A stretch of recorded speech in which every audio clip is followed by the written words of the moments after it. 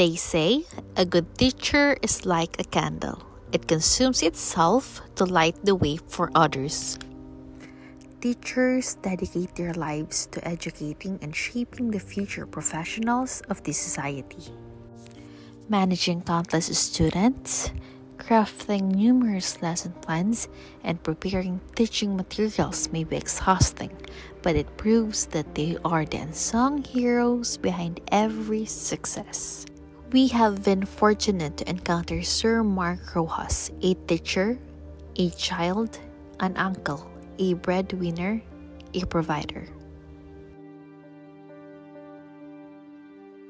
Living in Reparo, Batangas, where a 30-minute walk is necessary if a vehicle is unavailable, Sir Mark Rojas begins his day at 5 a.m., expressing gratitude for the blessings of a new life and another day to educate children.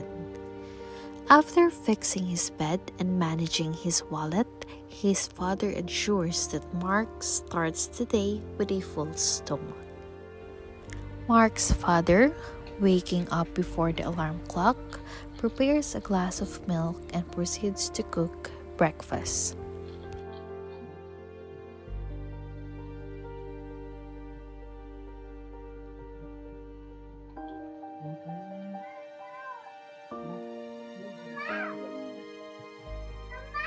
Oh. Hello.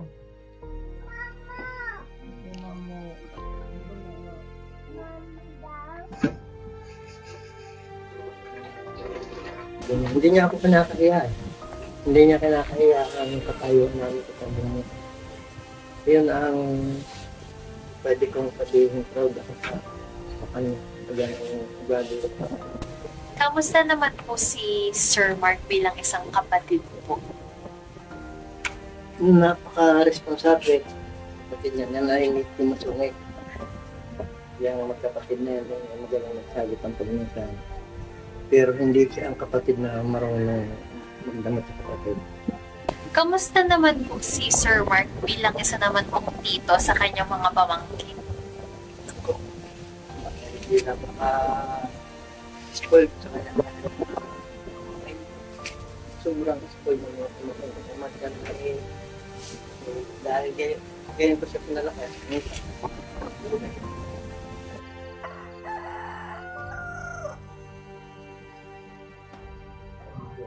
As Mark readies himself for school, his niece and nephew are still peacefully sleeping.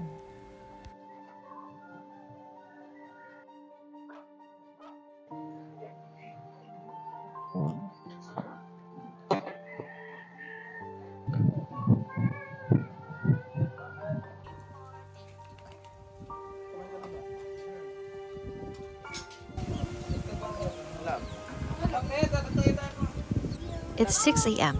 and Mark is prepared for school.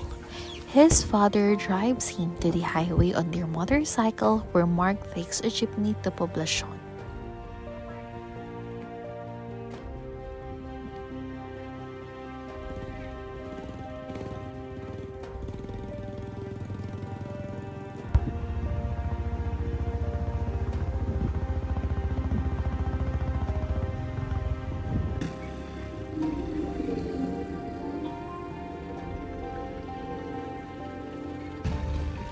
Kuya, bakit?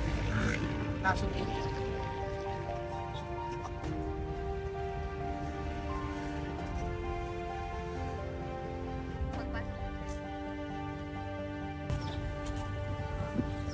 Good morning. Mark's infectious joy is noticeable as he warmly greets his school teachers, spreading positivity throughout the school. Mark has formed strong relationships with all his colleagues. Actually, si Mark malapit sa akin eh. Kapatid yung turing ko sa kanya. Parang nakakabatang kapatid. So, okay siya. Napaka-jolly niyang tao. And then, napaka-smart niya na tao. No? So, napaka-witty niyan. Actually, siya yung tumulong sa akin nung ako'y nagtithesis. Napaka-helpful, napaka-matulungin. And then, sa pagkakakilala ko sa kanya, lahat gagawin niya para sa family niya. Sa kanyang mga kapatid, sa kanyang parents. Okay naman kasi natapos namin yung tatlong araw na training para sa mga teachers, and napaka-meaningful dahil madami kaming natutunan sa loob ng 3 araw na yon, and it is a very wonderful experience na matuto ko ulit ng mga bagong bagay para naman pagbalik ulit sa klase is may share ka sa mga bata at may bago kang techniques na mga gamit sa pagtuturo. And ngayon, nandito ako sa My City Drug Pharmacy, naghihintay ako pauwi ng jeep biyaheng pauwi. Then medyo 15 pesos ang pamasahe nun pauwi. So tama yung budget ko. Okay, kasyang-kasya, may matitira pa ako pang merienda mamaya. After his duties, it's time to head home. Since his father is unavailable, Mark have no choice but to walk his way home. When home, Mark drop his bag and go to a nearby snack house for a bite. There, he engages with neighbors, appreciating the goodness of his stay.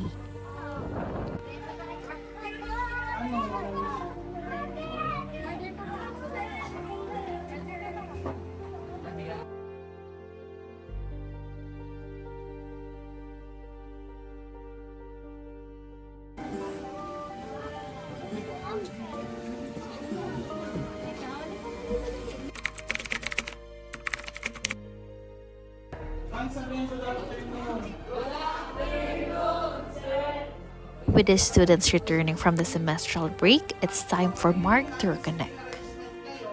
The interaction revealed the strong bond he shares with his students, professional yet filled with love and respect.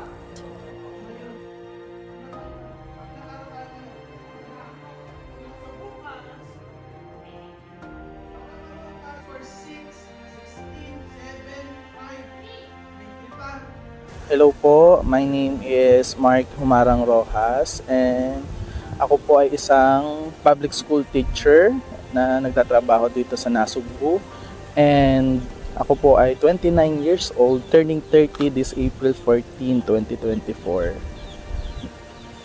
Sir, ano po yung mga bagay na nagpapasaya sa inyo? Simple lang naman yung mga bagay na nagpapasaya sa akin. Umpisa pagkain. Yun, so kapag nakakain ako ng masarap, masaya na ako. And then second is accomplishment. So kada araw kasi nag-i-evaluate ako ano ba yung nagawa ko sa araw na to. Ano ba yung mga bagay na na-accomplish ko na maganda at naging maayos yung kinalabasan. Then as I evaluated, kung may mga bagay ako na hindi na-accomplish ng maayos, sabi ko bawi ako bukas. Kinabukasan. Then third is family. Siyempre, family yung nagpapasaya sa akin. Once na ipo-provide ko yung pangailangan nila, ibibigay ko, nakikita ko sila na nakakakain ng maayos, masaya na ako. Sir, ang profession nito is being a teacher. Ano po yung naidudulot sa inyo na happiness ng pagiging teacher, pagiging isang pangalawang magulang ng mga estudyante? Ayun, para sa akin is satisfaction. Nagkakaroon ako ng satisfaction kapag nakikita ko yung mga learners ko natututo. Nakikita ko yung mga, not only in the lessons na makikita mo sa book, not only in the competencies na pinapakita or ibinibigay ng DepEd, but also nagkakaroon ako ng satisfaction and happiness kapag nakikita ko yung mga estudyante ko na natutupad nila yung pangarap nila and natututo sila ng mga lessons in life. So yun yung pinakamahalaga yung mga lessons sa buhay natin na matututunan natin, then magagamit natin sa real life situation. And nagkakaroon ako ng satisfaction na kapag yung mga estudyante ko nakikita ko matagumpay sa mga larangan na pinipili nila, na pumapasok sa isip ko na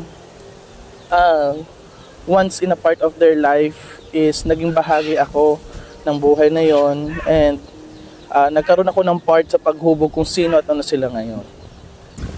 Bilang anak, siyempre, yung pagiging mapagmahal,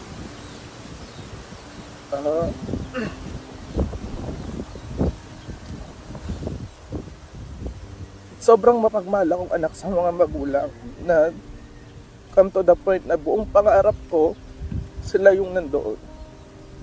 Na lahat ng ginagawa ko, sila yung kasama ko, sila yung iniisip ko na ano ba yung magiging effect nito kapag ginawa ko to, ano ba yung magiging result nito para sa kanila.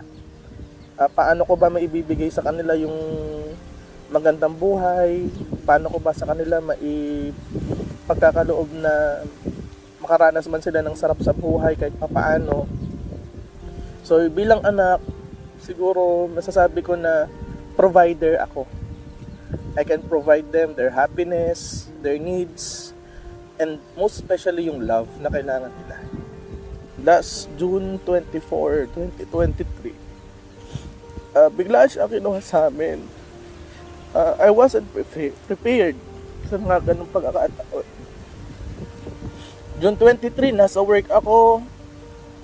Tumawag sa akin, masama daw yung pakiramdam niya.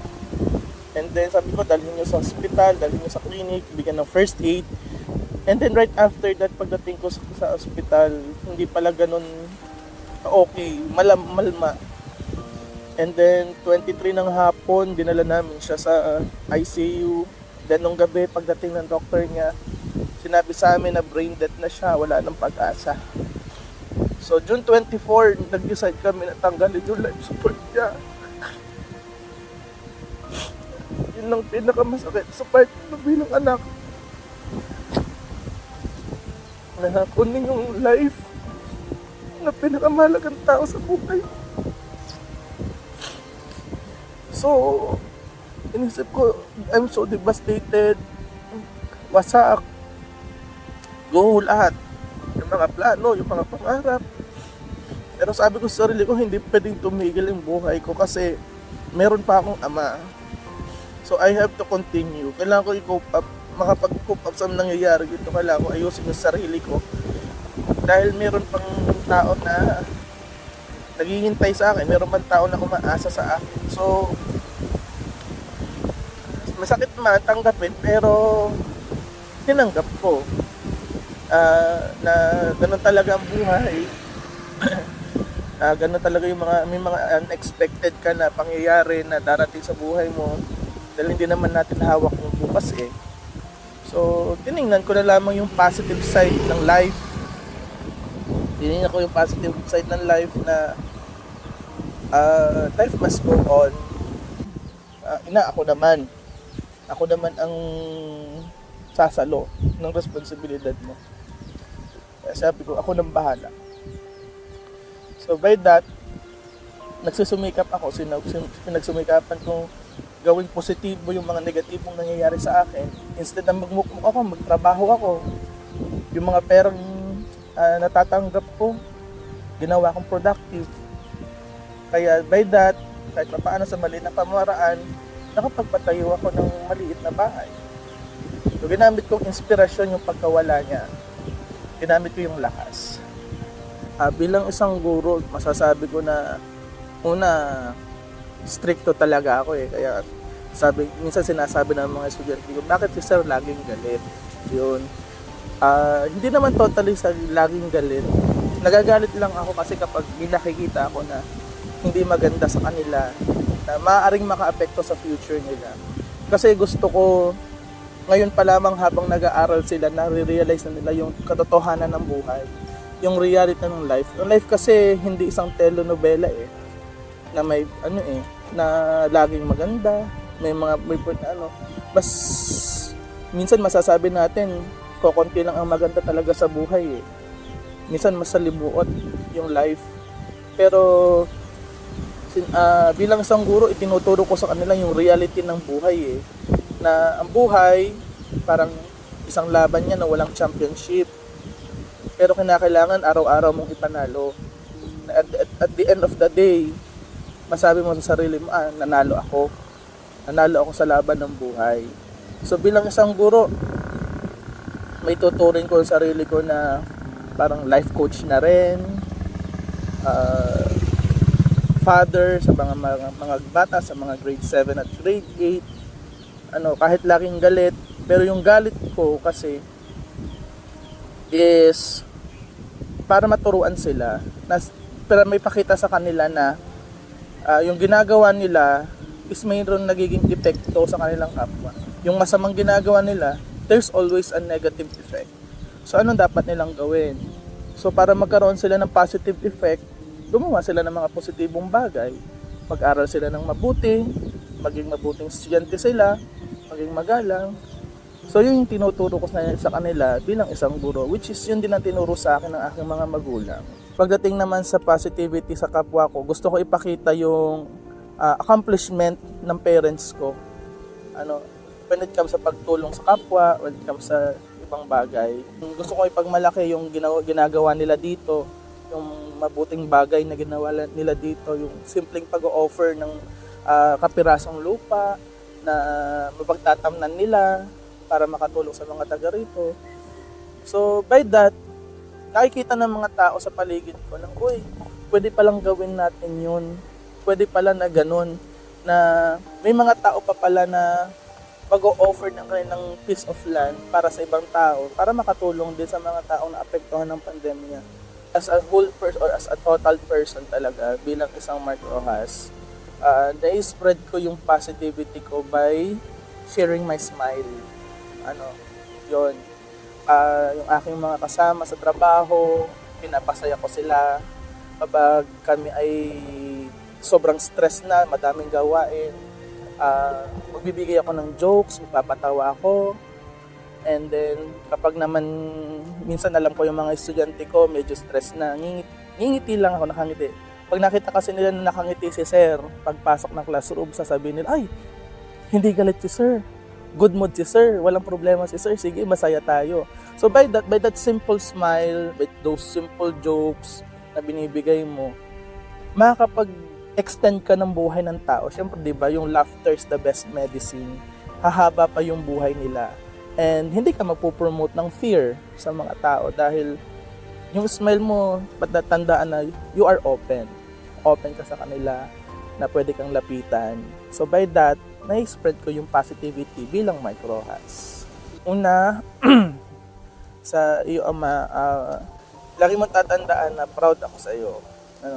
Though may mga pagkakataon man na hindi tayo nagkakaintindihan, lagi mong tatandaan na pinipilit kitang intindihin. At syempre, ikaw na lamang yung nag-iisa na aalagaan ko. Sana alagaan mo rin yung sarili mo. Wag mong pababayaan yung sarili mo. Kung gusto mong marami ka pang taong matulungan, edi alagaan mo rin naman yung sarili mo. And pagbigay ka pa rin ng time sa pamilya mo. And then, para po sa mga taong makakapanood nito, laban lang sa buhay. Huwag susuko. And kapag nadapa, huwag mag-i-enjoy sa pagkakadapa. Tatayo, papagpagin ang sarili, lilinisin ang sarili. Umiyak, okay lang umiyak. Hindi porket naiyak ka, ibig sabihin mahina ka. Sa totoo lang, ang pinaka-strong na tao, yun yung mga taong iyakin. Because they have the guts, they have the strong personality na i-show sa mundo yung kung sino at kung ano talaga sila. Meron silang kakayahan na i-share yung emotion nila sa ibang tao. Yun po yung mga pinaka-strong na tao sa buong mundo. So, kayo, ano man yung pinagdadaanan ninyo, lagi niyong tatandaan, daanan nyo lamang. Huwag niyong tatambayan. Gamitin nyo yung mga negatibong bagay na nangyayari sa buhay ninyo na gawin itong positibo. I-convert mo to into positive things. Makikita nyo yung resulta at the end of the day. Kahit yung life natin walang championship, masasabi mo na champion pala ako. Napagtagumpayan ko. And you will be satisfied sa kung anong mangyayari sa'yo. Trust and believe me. Totoo lahat ng sinasabi ko.